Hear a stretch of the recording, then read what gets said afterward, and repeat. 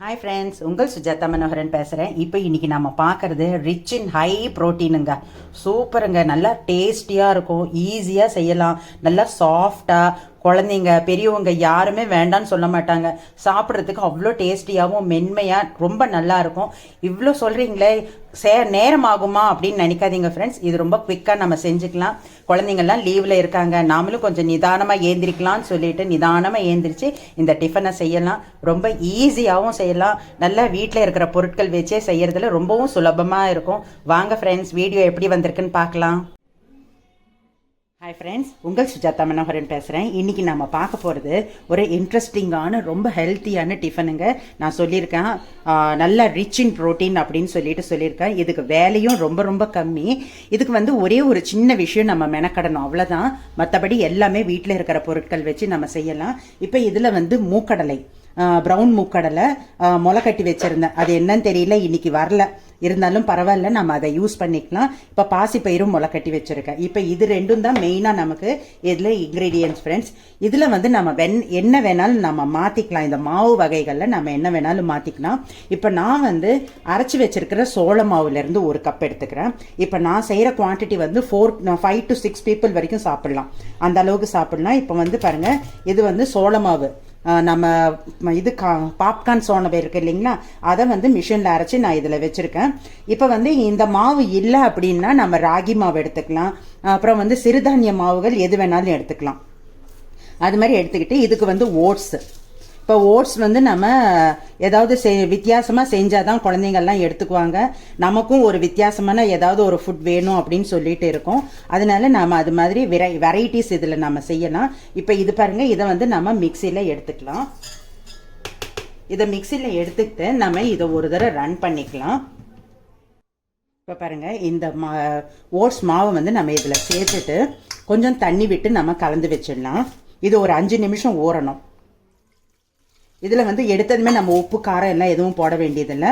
ஒரு 5 நிமிஷம் கழிச்ச அப்புறம் நம்ம இதில் சேர்த்துக்கலாம்.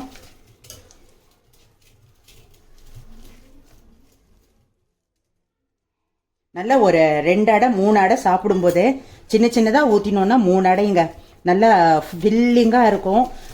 மத்தியில் ஸ்நாக்ஸ் வேணும்னு கூட மனசு தேடாது, அந்த அளவுக்கு நல்லா ஒரு ஹெல்த்தியாக இருக்கும்.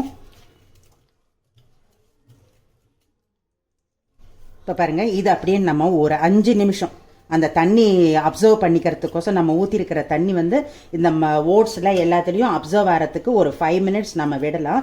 இந்த 5 மினிட்ஸ்க்குள்ளே நம்ம இந்த இது நம்ம முளை கட்டி வச்சிருக்கிற மூக்கடலையும் அதெல்லாம் மற்ற பொருட்களை நம்ம ரன் பண்ணிக்கலாம். இதை எப்படி அப்படின்னா, நம்ம வீட்டில் எல்லாம் கெஸ்ட் இருந்தாங்கன்னா கூட இதை டிஃபன் செஞ்சிடலாங்க. ரொம்ப ஈஸியாகவும் இருக்கும். இப்போ நம்ம இதுலேயே கொஞ்சம் தண்ணி விட்டுடலாம். இந்த தண்ணி தேவை நமக்கு. இப்போ பாருங்கள் ஃப்ரெண்ட்ஸ், இதை மூக்கடலை ஊற வச்சது. ஆனால் முளை வரலை, இன்னும் முளை வர்றதுக்கு இன்னும் 1 டே ஆகும் போல இருக்கு.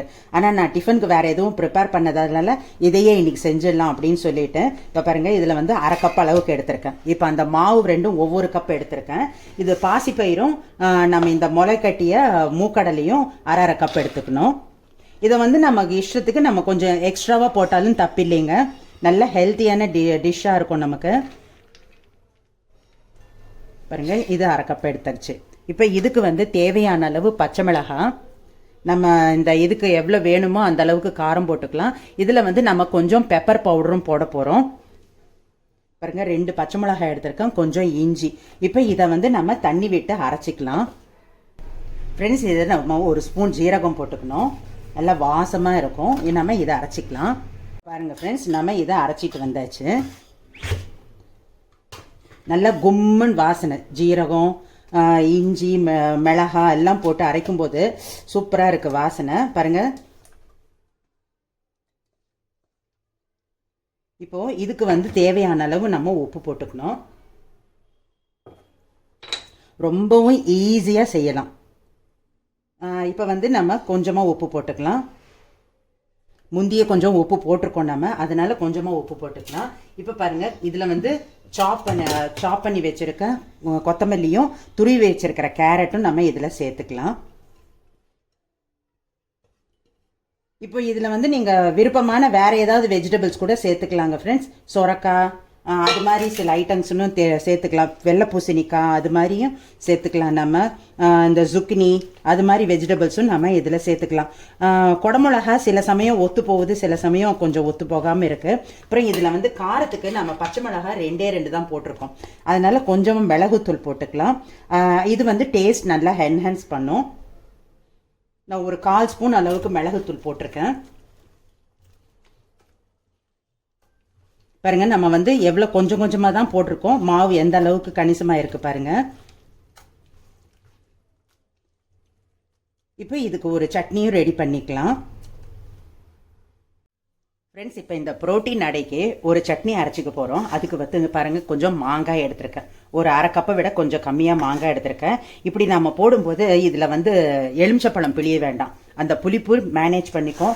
பெரிய நெல்லிக்காய் கூட போட்டு அரைக்கலாம். இதுக்கு வந்து காரத்துக்கு பச்சை மிளகாய், புதினாவும் கொத்தமல்லியும் க்ளீன் பண்ணி வச்சுருக்கேன் பாருங்கள். கொத்தமல்லியும் இருக்குது. ரெண்டுமே சம அளவு எடுத்திருக்கேன். இது ரெண்டும் நம்ம மிக்சியில் போட்டுக்கலாம். இப்போ இதுக்கு தேவையான அளவு உப்பு வந்து இது நம்ம கொஞ்சமாகவே போட்டுக்கணும். ஏன்னா இது வந்து மிக்சி நிறையா இருந்தாலும் அரைப்பட்டு கொஞ்சமாக தான் வரும் கடைசியில். அதனால நான் வந்து 1/2 ஸ்பூன் அளவுக்கு போடுறேன். இப்போ இதில் வந்து என்னெல்லாம் டிஃப்ரெண்ட்டாக நம்ம அரைக்கலாம் அப்படிங்கிறதையும் சொல்கிறேங்க ஃப்ரெண்ட்ஸ்.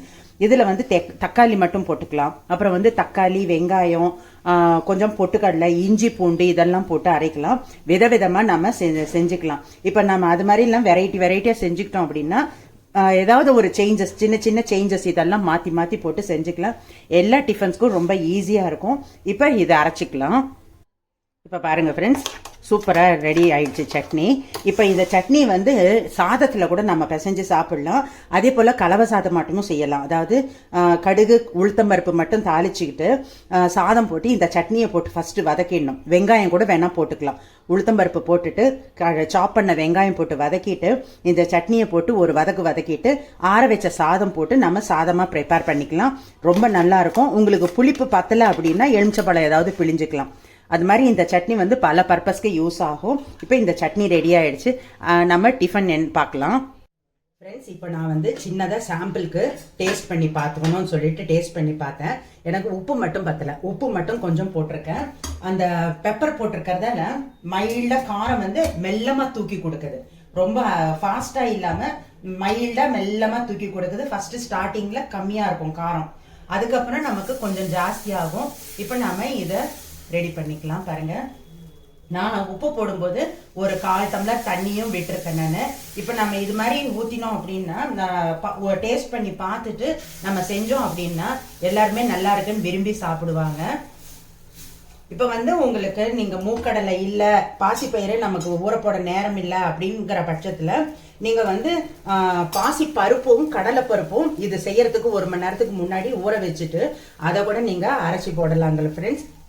நிறைய இதில் வந்து ட்ரிக்ஸ் நம்ம நல்லா ஈஸியாக நம்ம இது மாதிரி செஞ்சுக்கலாம். வெரைட்டிஸ் வந்து நம்ம இதில் வந்து எது வேணாலும் சேர்த்துக்கலாம்னு சொல்லியிருக்கேன். அதே போல் இந்த பாசிப்பயிரும் கடலையும் மூக்கடலையும் நம்ம ஊற போட்டு முளை கட்டுறதுக்கு நேரம் இல்லை அப்படின்னாலும் இது மாதிரி பாசிப்பருப்பும் கடலைப்பருப்பும் ஊற வச்சுட்டு அதையும் நம்ம அரைச்சி போட்டுக்கலாம். அதே போல் இதில் மாவுகள் வந்து எதை வேணாலும் மாற்றிக்கலாம். இப்போ நம்ம ஓட்ஸு, மூக்கு கடலை, பாசிப்பயிறு முக்கியம். அதுக்கு வந்து நான் கூட நம்ம போட்டிருக்கிறது வந்து சோள மாவு போட்டிருக்கேன். அந்த சோள மாவு பதிலாக சிறுதானிய மாவுகள் எது வேணாலும் சேர்த்துக்கலாம். ராகி மாவு ரொம்ப நல்லாயிருக்கும். கம்பு மாவும் நல்லாயிருக்கும். கம்பு மாவு யூஸ் பண்ணும்போது காரல் இல்லாமல் இருக்கான்னு செக் பண்ணிக்கோங்க. நாமளே கூட அந்த கம்பு மாவை ப்ரிப்பேர் பண்ணிக்கலாங்க. ஒன்றும் இல்லை, கம்பை வந்து நம்ம கழுவிட்டு கலைஞ்சி கல் ஏதாவது இருக்கான்னு பார்த்து செக் பண்ணிக்கோங்க. அதை வந்து வடிய விட்டுட்டு மிக்சியில் போட்டு கொஞ்சம் உப்பு, இந்த உப்பு கம்பல்சரி போடணுங்க. இல்லைன்னா கம்பு வந்து காரல் எடுக்க ஆரம்பிச்சிடும்.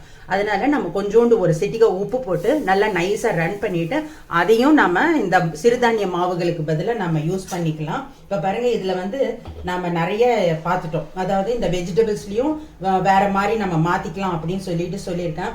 இதுல கீரைகள் கூட வேணும்னா நம்ம ஏதாவது போட்டுக்கலாம். அதாவது தண்ணி விடாத கீரைகளா போட்டுக்கணும். இப்ப முளைக்கீரை, அரைக்கீரை, முளைக்கீரை கூட உங்களுக்கு தண்ணி விடும், அரைக்கீரை உங்களுக்கு தண்ணி விடாது.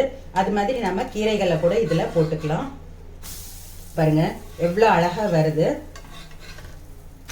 இன்கேஸ் உங்களுக்கு ஏதாவது சின்ன மிஸ்டேக் ஆயிடுச்சு, சரியா வரல அப்படிங்கிற பட்சத்துல நீங்க என்ன பண்ணலாம் அப்படின்னா கொஞ்சம் ஒரு 2 ஸ்பூன் அரிசி மாவு போட்டுக்கலாம்.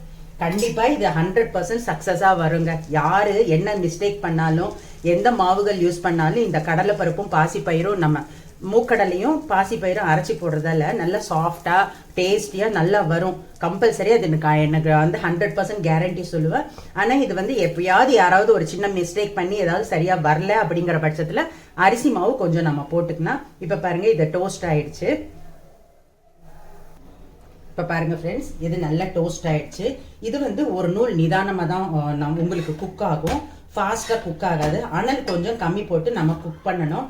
இப்போ வந்து இது வயசானவங்களும் சாப்பிடுவாங்க. ஏன்னா நல்லா சாஃப்டாக இருக்கு பாருங்க, குழந்தைங்களுக்கு ஊட்டுறதுக்கும் நல்லா இருக்கும், எல்லாருமே விரும்பி சாப்பிடுவாங்க. கண்டிப்பாக செஞ்சு பாருங்க. இப்போ இதில் வந்து நான் வந்து கொத்தமல்லி சட்னி, புதினா கொத்தமல்லி சட்னி செஞ்சேன் இல்லைங்களா. இப்போ இதை வந்து நான் 2 பாக்ஸில் எடுத்து வச்சிருக்கேன். 2 பாக்ஸில் எது எடுத்து வச்சிருக்கேன் அப்படின்னா, நம்ம கடையில் வாங்கும்போது கொஞ்சம் நிறையா தான் கொத்தமல்லி புதினா எல்லாம் கொடுப்பாங்க, கொஞ்சமாக வாங்கினா கொடுக்க மாட்டாங்க. அது மாதிரி பட்சத்தில் வந்து 2 பாக்ஸில் நம்ம அரைச்சி ஒரு பாக்ஸை வந்து நம்ம ஃப்ரீசரில் வச்சுட்டோம் அப்படின்னா கெட்டு போகாது. இது செலவான அப்புறம் நம்ம வேணும்னா எடுத்துக்கலாம். ஏன்னா இப்போ சின்ன ஃபேமிலியாக ஒருத்தரா 2 பேரா இருக்கிறவங்களுக்கு இந்த டிப்ஸ் யூஸ் ஆகும்னு நினைக்கிறேங்க ஃப்ரெண்ட்ஸ். இந்த ப்ரோட்டீன், ஹை ப்ரோட்டீன் அடை உங்களுக்கு எல்லாம் பிடிச்சிருக்கும். கண்டிப்பாக செஞ்சு பாருங்க. நீங்கள் எல்லாம் நிறைய பேர் கமெண்ட் பண்ணுவீங்கன்னு நான் நினைக்கிறேன். ஏன்னா இந்த அளவுக்கு ஈஸியாக ஒரு நல்ல ஹெல்த்தியான பிரேக்ஃபாஸ்டா, டிஃபனா எப்படி வேணாலும் எடுத்துக்கலாம், நைட் டின்னராக எடுத்துக்கலாம். ரொம்ப ஈஸியாக இருக்கும். இந்த மாவு வந்து நம்ம எடுத்து ஜாஸ்தியாக இருந்ததுன்னா மாவை ஃப்ரிட்ஜில் எடுத்து வச்சுட்டு கூட நம்ம யூஸ் பண்ணலாம். கண்டிப்பாக செஞ்சு பார்த்து கமெண்ட்ஸ் சொல்லுங்க friends. Thank you. This is from Sujatha Manoharan.